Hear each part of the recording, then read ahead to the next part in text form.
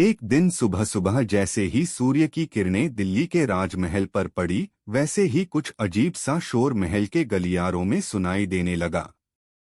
दरबारी इधर-उधर भाग रहे थे, सैनिक अपने भालों को चमका रहे थे और राजगुरु अपने माथे पर चिंता की लकीरें लेकर मंत्र जप रहे थे। राजा अकबर ने आज दरबार में एक बहुत ही अनोखी घोषणा कर दी थी। आज से पूरे राज्य में मूर्खता का उत्सव मनाया जाएगा। पूरा दरबार पहले तो सन्न रह गया, फिर धीरे धीरे कानाफूसी शुरू हो गई। किसी ने सोचा राजा शायद मजाक कर रहे हैं, और किसी ने तो यहाँ तक कह डाला, लगता है बीरबल ने कोई चाल चली है। लेकिन नहीं, यह बीरबल की नहीं, स्वयं राजा अकबर की योजना थी। राजा बोले, हर साल समझदारी की बातें होती हैं, पर मूर्खता को कभी महत्व नहीं दिया गया। अब समय है कि मूर्खता को भी वही सम्मान दिया जाए। बीरबल की खामोशी। जब यह घोषणा बीरबल तक पहुंची तो वह मुस्कुराए बिना न रह सके। वे सीधे दरबार में पहुंचे, जहां राजा अकबर मुस्कुराते हुए अपनी मूर्खता उत्सव समिति के साथ बैठे थे। राजा बोले, बीरबल, तुम देर से आए। क्या तुम मेरे इस निर्णय से सहमत नहीं? बीरबल ने बिना कुछ बोले सिर झुकाया और बोले, महाराज, अगर यह निर्णय आपने लिया है तो राज्य में जरूर कोई बड़ा बदलाव आने वाला है।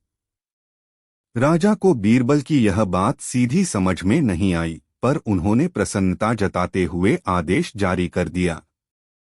हर गांव, हर नगर, हर मोहल्ला अब मूर्खता के किसी एक प्रतीक के साथ उत्सव मनाएगा। सबसे अनोखी मूर्खता को पुरस्कार मिलेगा। मूर्खता की होड़। अब तो पूरा राज्य मूर्खता की दौड़ में शामिल हो गया। किसी गांव में लोग पेड़ की शाखाओं को काटकर उसी पर बैठने लगे। एक कस्बे में लोगों ने कुएं में पानी डालकर कुएं को भरने का उत्सव मनाया। एक नगर में लोगों ने अपने ही घरों को लूटकर जुलूस निकाला, स्वलूट महोत्सव। राजा यह देखकर आनंदित थे। उन्होंने हर हफ्ते मूर्खता की रिपोर्ट मंगवानी शुरू की। लेकिन बीरबल अब भी चुप थे। दरबार में पहली फूट। एक दिन दरबार में दो मंत्री आपस में लड़ पड़े। एक ने दूसरे से कहा, तू सबसे बड़ा मूर्ख है।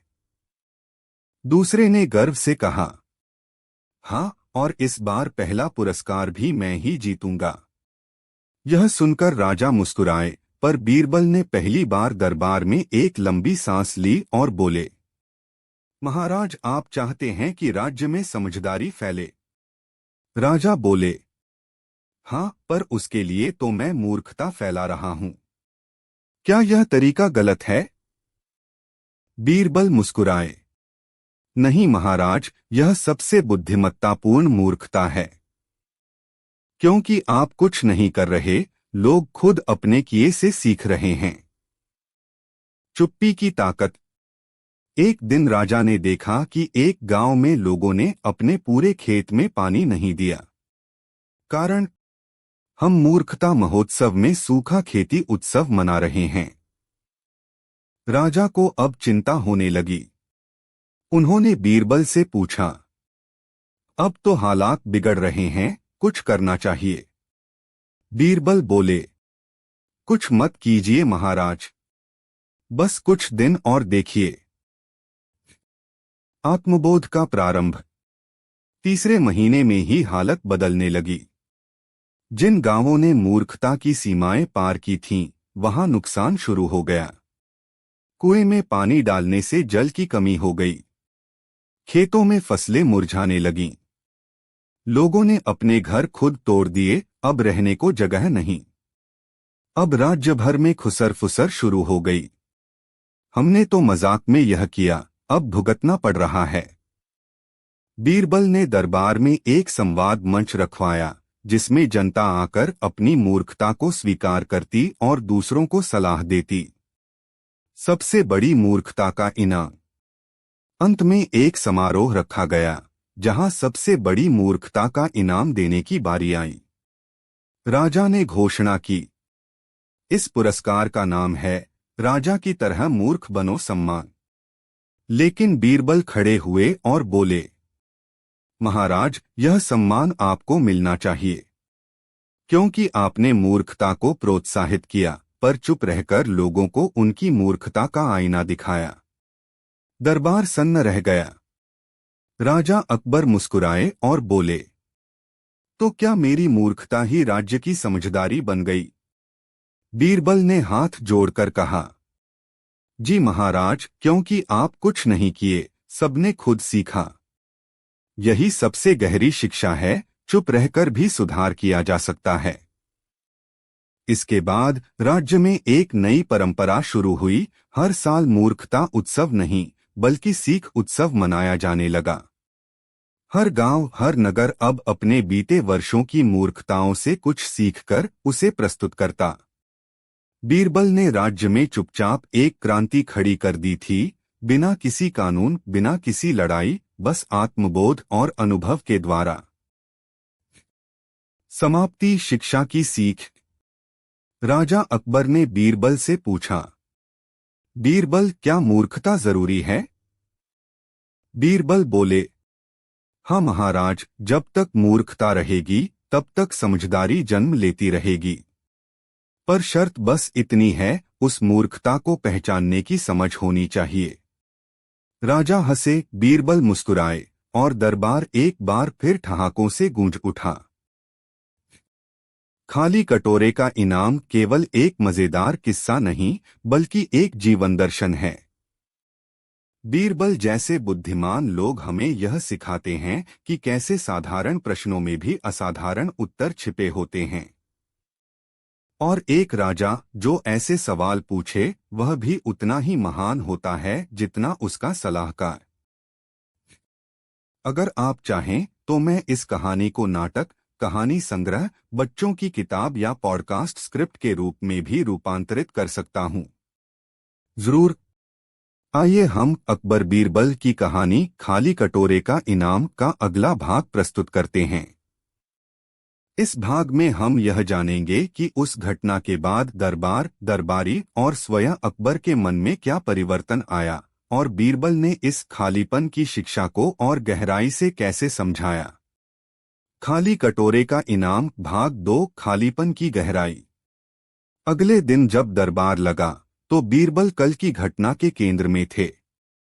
सभी दरबारी अभी भी इस बात पर चर्चा कर रहे थे कि खाली कटोरे को लेकर बीरबल ने कैसे इतना गहन उत्तर दिया। राजकवि ने कहा, बीरबल की बातों में एक कविता थी। खालीपन को उन्होंने जैसे रंगों से भर दिया। एक अन्य विद्वान बोला, वह केवल उत्तर नहीं था, वह एक दर्शन था, ऐसा दर्शन जो जीवन के हर क्षेत्र में लागू होता है। कुछ दरबारी जो बीरबल से ईर्ष्या रखते थे, वे चुप थे, लेकिन भीतर से वे भी बीरबल की बातों से प्रभावित हुए थे। अकबर उस शाम अकेले अपने शाही पुस्तकालय में बैठे थे। उनकी आंखों के सामने वही चांदी का कटोरा रखा था। उन्होंने उसे घुमाते हुए सोचा, एक खाली कटोरा, और उसमें कुछ भी न डालना। बीरबल ने जो कहा, क्या वह केवल दरबारी बुद्धिमत्ता थी या उससे भी कुछ अधिक? उन्हें अपने शासन, लोगों की अपेक्षाओं और शासक की जिम्मेदारियों की याद आई। उन्होंने सोचा, अगर मैं अपने शासन को एक खाली कटोरे की तरह देखूं और उसमें लोगों के हित, न्याय, दया और ज्ञान न भरूं, तो क्या मैं भी उस कटोरे की तरह नहीं हो जाऊंगा, जिसकी चमक तो होगी लेकिन अर्थ नहीं। इस आत्ममंथन से अकबर और अधिक जागरूक हो उठे। उन्होंने उस रात राज्य के सभी प्रमुख सचिवों को बुलाया और आदेश दिया कि अगले महीने प्रजा संवाद सप्ताह आयोजित किया जाए, जहां हर वर्ग के लोग आकर खुलकर अपनी बात कह सकें। कुछ दिनों बाद बीरबल ने दरबार में एक नया प्रस्ताव रखा।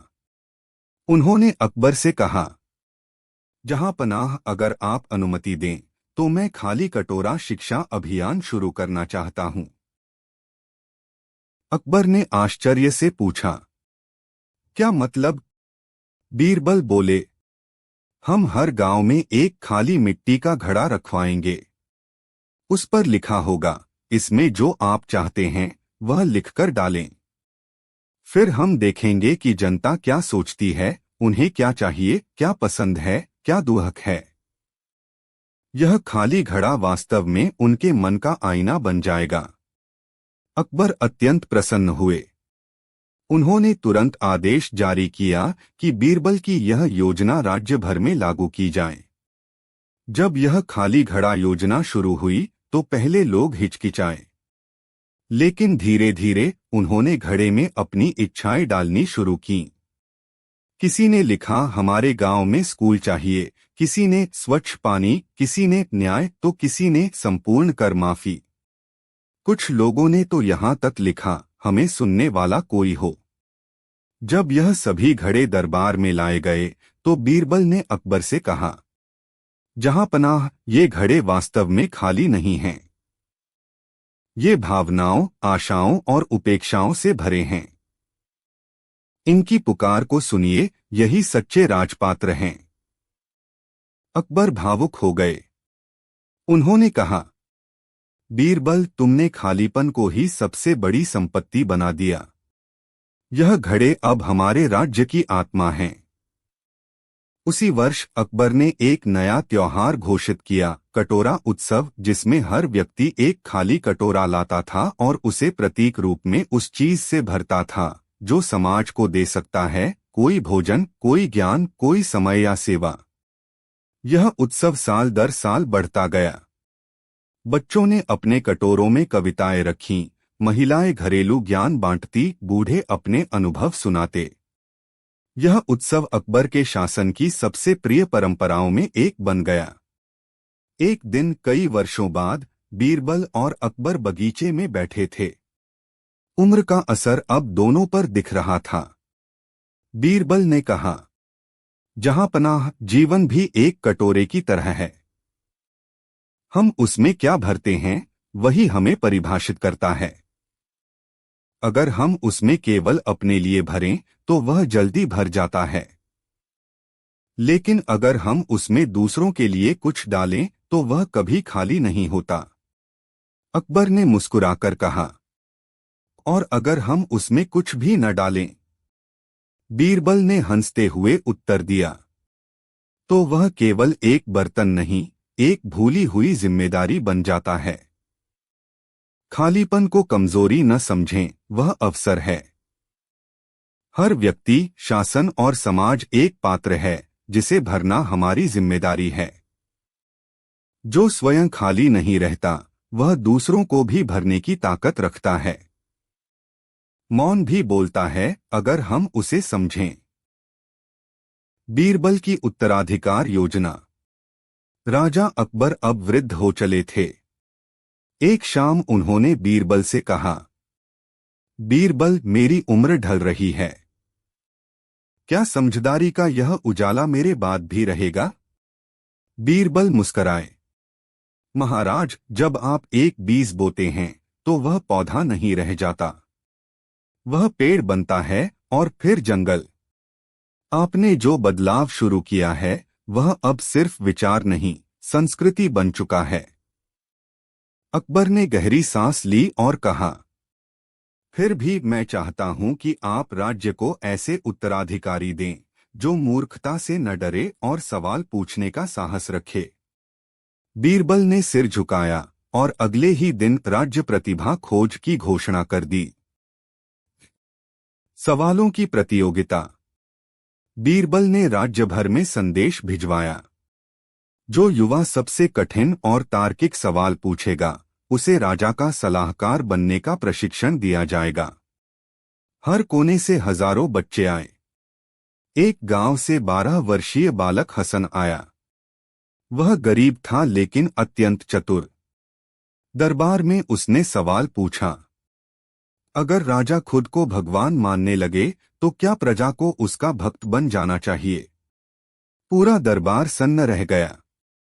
यह एक ऐसा प्रश्न था जो सोचने पर मजबूर करता था। अकबर ने उसकी ओर देखा और मुस्कराए। बीरबल ने कहा, हसन ही वह बीज है जो आने वाले समय में पेड़ बनेगा। बीरबल और हसन नई जोड़ी। बीरबल ने हसन को सिखाना शुरू किया, सिर्फ ज्ञान नहीं बल्कि विवेक, धैर्य और शालीनता। एक दिन बीरबल ने हसन से पूछा, अगर कोई मूर्ख राजा जनता को सोने के सिक्के देकर हंसी खरीदना चाहे तो क्या वह अच्छा राजा कहलाएगा? हसन बोला, नहीं, क्योंकि हंसी खरीदी नहीं जाती, कमाई जाती है। जो जनता को सोचने की आजादी देता है वही सच्चा राजा होता है। बीरबल प्रसन्न हुए।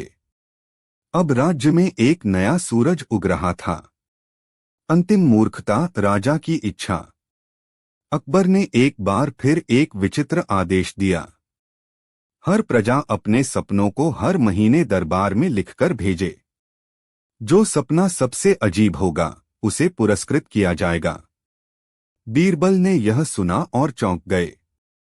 महाराज, यह मूर्खता फिर क्यों? अकबर बोले, बीरबल, मैं देखना चाहता हूं कि क्या अब भी कोई मुझे मूर्खता पर टोक सकता है या सब मेरी बातों को समझदारी मान लेंगे।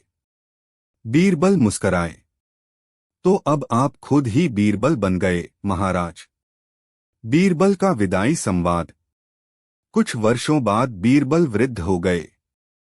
एक शाम उन्होंने हसन को पास बुलाया और कहा, अब समय आ गया है जब तुम्हें मेरी जगह लेनी होगी। अब मैं तुम्हें आखिरी शिक्षा देता हूं, राजा की मूर्खता पर चुप मत रहना, चाहे वह तुम्हारा सबसे प्रिय हो। हसन ने सिर झुकाया। बीरबल बोले, याद रखो, सत्ता कभी कभी विवेक को निगल जाती है। अगर सलाहकार ही चुप रह जाए तो मूर्खता राज्य का भाग्य बन जाती है। अगले दिन बीरबल ने दरबार में घोषणा की, मैं अब विश्राम लूंगा, मेरा स्थान हसन लेगा। अकबर की आंखें भर आईं, लेकिन उन्होंने स्वीकार किया क्योंकि अब वह सच में समझदार राजा बन चुके थे। हसन की पहली परीक्षा। राजा ने हसन से पूछा, हसन, अगर मैं कहूं कि अब राज्य में सिर्फ एक रंग का कपड़ा पहनना अनिवार्य है तो क्या यह निर्णय ठीक होगा? हसन ने उत्तर दिया, महाराज, जब प्रकृति ने एक ही रंग नहीं चुना तो राजा क्यों चुने? एकरूपता शासन में नहीं, सोच में होनी चाहिए। पूरा दरबार तालियों से गूंज उठा। अब बीरबल की विरासत जिंदा थी, नए रूप में, नई ऊर्जा के साथ। मूर्खता के संग्रहालय की स्थापना। बीरबल की याद में हसन ने एक अद्भुत विचार दिया।